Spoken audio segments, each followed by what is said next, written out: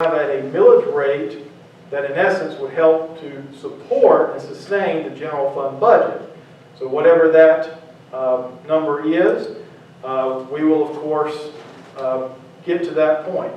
So procedurally, just to kind of give you some background, we did look at the 2019 budget actual revenue that we received. So in a non-pandemic year, the last budget we had where we had actual revenues that we collected was $4.4 million, 4.443. The amended 2020 budget, we're estimating that we will collect $4.448 million. So therefore, we try to extrapolate the numbers, give some estimates and projections, not to be too premature, but we at least have to forecast for purposes of adopting the millage rate. That would arrive at a projected revenue of 4.561, or approximately 112,000 more, or 2.5% more than the amended 2020. Conversely, when you look at the expenses to operate the general fund, and the general fund is what provides you your basic services of government, fire, police, building, inspections, administration. We have a pie chart in just a moment, we'll get to that. It does not account for any of your enterprise funds. So what we want to do is look at expenses, and we want to help to try to control expenses, but your basic services, the amended 2020 was about $4.932 million. So the estimated expenses for 2021 is about 5.1. That's about a 3.5% increase. So if you look at, in a pandemic, projecting into next year's budget, an increase of 3.5%, I think is a really good thing to strive for. But we are certainly going to continue to look at ways to even cut that number down even more. So how do we get to the point of recommending a millage rate of 6.78? If you look at the historical 15, 16, 17, 18, 19 actuals, you have had in that 5-year period a trend of your expenses at 27%. The revenue has been 12.5. So even taking into account the projections in 2020, 2021, we are consistently seeing that gap, so to speak, between how much revenue is coming in versus your expenditures. So I think it's prudent for this new administration to take into account the opportunity to adjust one component of our revenues, which is the property tax, and adjust that accordingly. Mary, if you could go to slide 3, I believe that will provide the historical from 1990 to 2019. It was in 1990 a little over 8 mills. I believe around 92, 93, it began being rolled back into the 7s, 6s, 5s, and then between 2000 and 2001 was the last time that the millage rate had been increased. So it's been 20 years since the millage rate has been increased.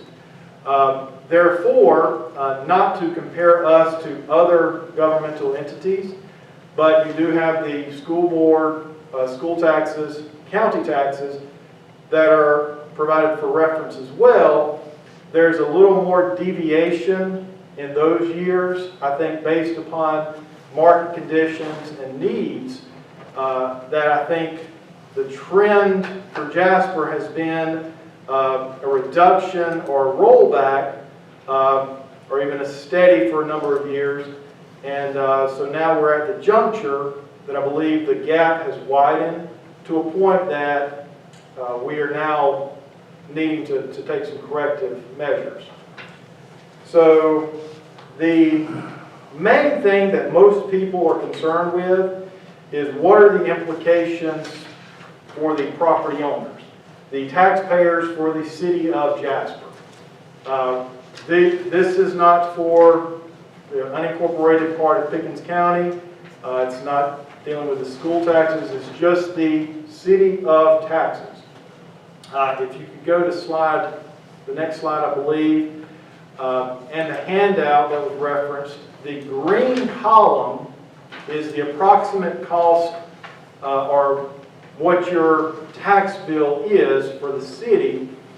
And we have a property value range from $50,000 to $500,000 in increments of $10,000 to give as a reference. Because I think that the way that the public notice is worded, which is mandated by the state for that particular wording, it can be alarming. What are the implications? So, for instance, when you see a house of $140,000, your property tax is about $260 per year. So, taking that into account, the 6.78 millage rate would mean that your property tax would go up about $9 a month. So I think the majority of persons, when they see the notice of the tax increase, first they want to know why. We tried to establish that at the staff level. Then they want to know the implications to them as a property owner, taxpayer.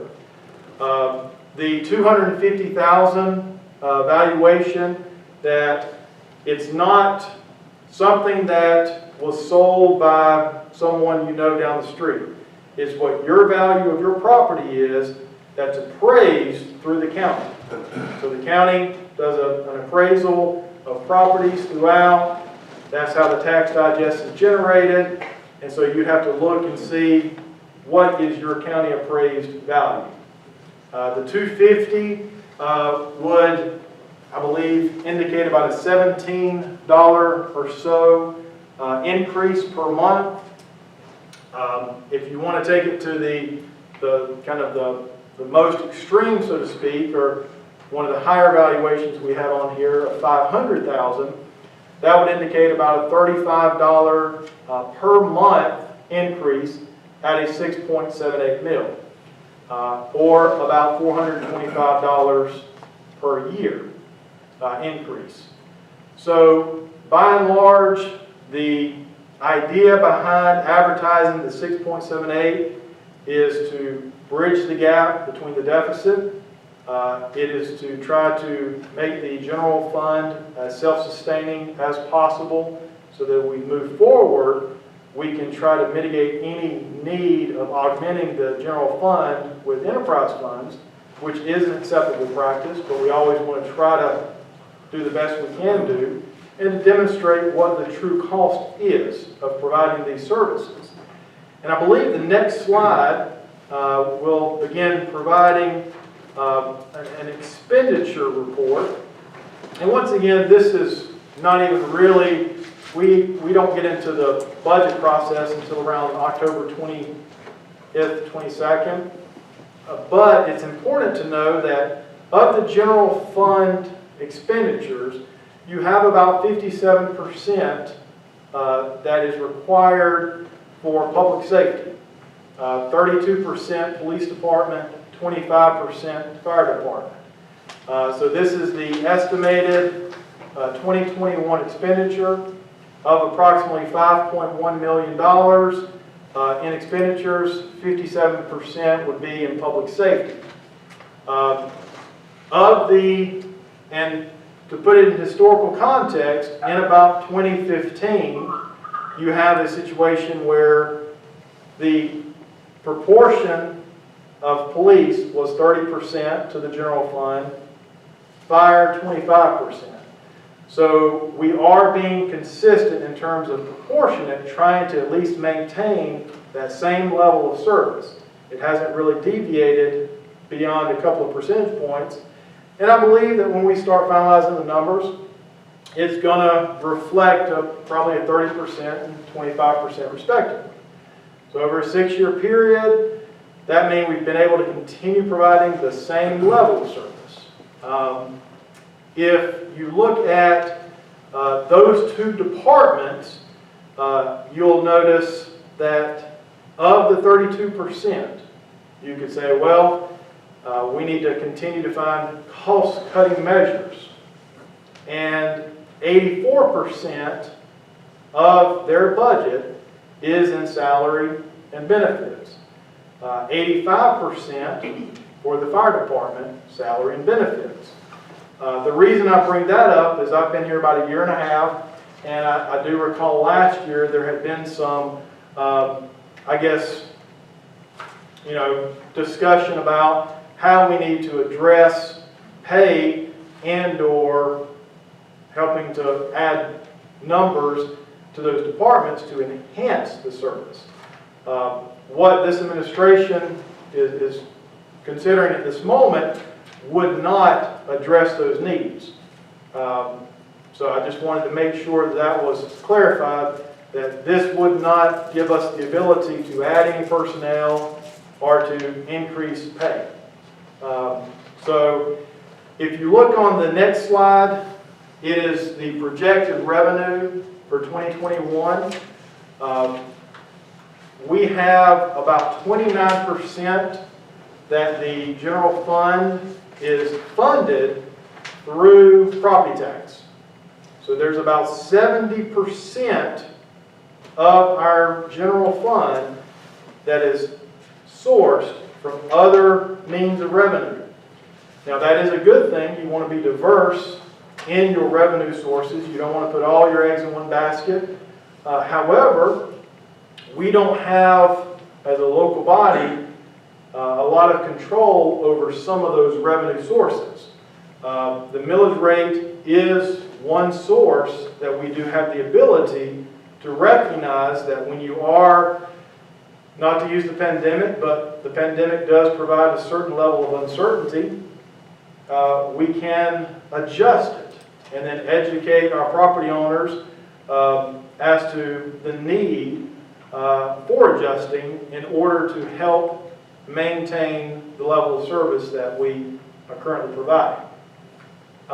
So with all of those items kind of put out by staff, I think that is pretty well about the end of my discussion points or comments. Mr. Mayor, Council, I do want to give finance staff an opportunity to add any discussion points. Beverly, is there anything that perhaps you'd like to add from staff?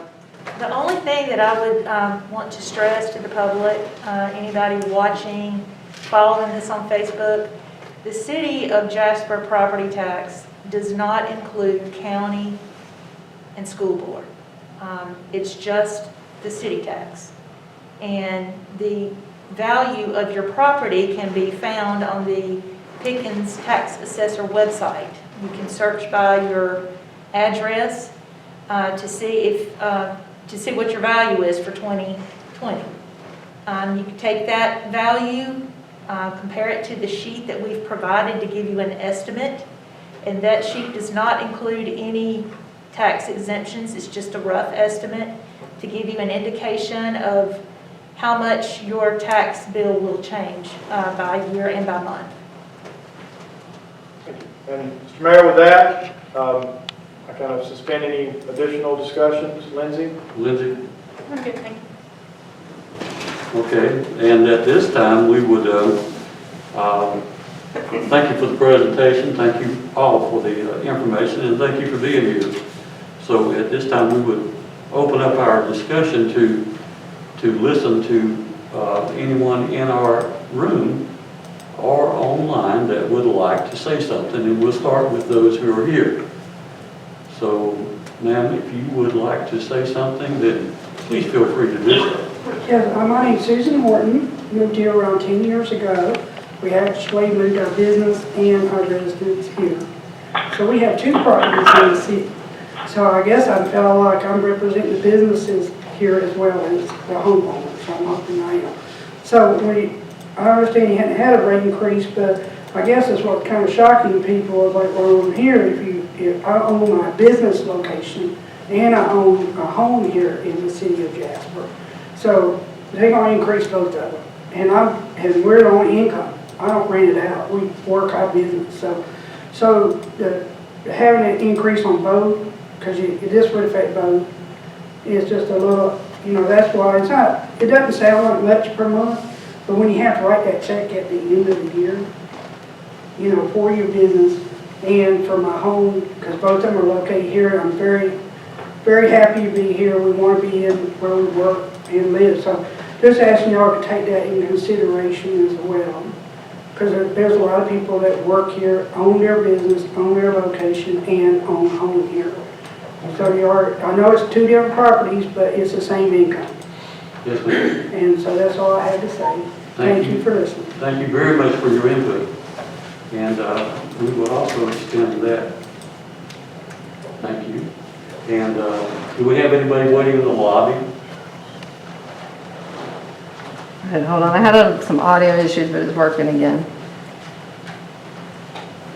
But I recorded you. Let's see. Yes, and Nobody in the lobby, right? Okay. And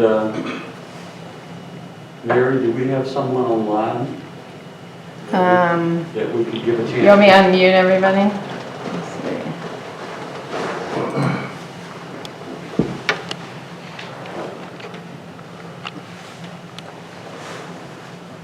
I'm on the line and like to speak. I don't know if you can hear me or not. Let's see. Hold on just one moment, please, sir. Let me see if I can get the sound louder.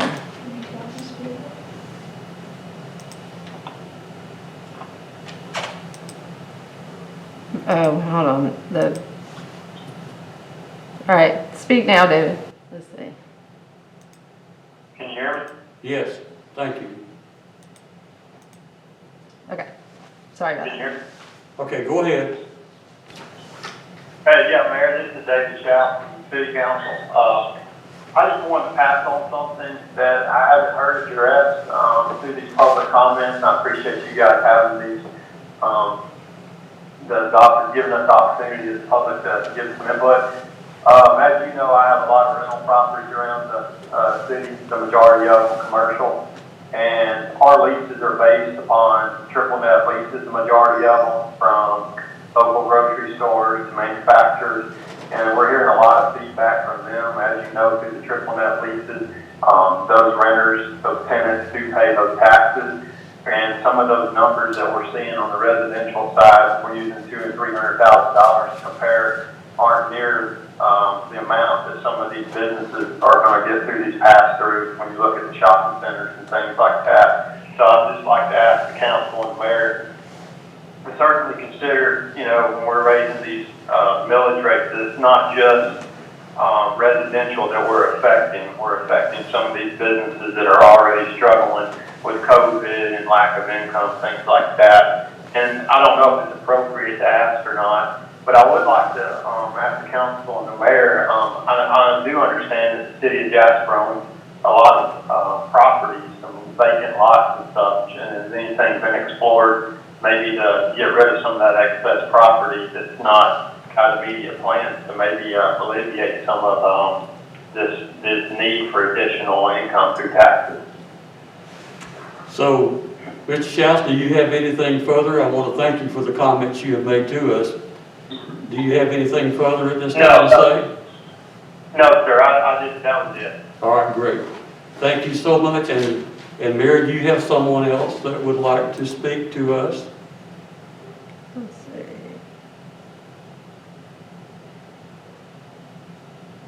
I'll try to unmute them all, but some of them have it where they have it muted. Let's see. I'll unmute everybody that's I can. Okay, anyone else that would like to speak?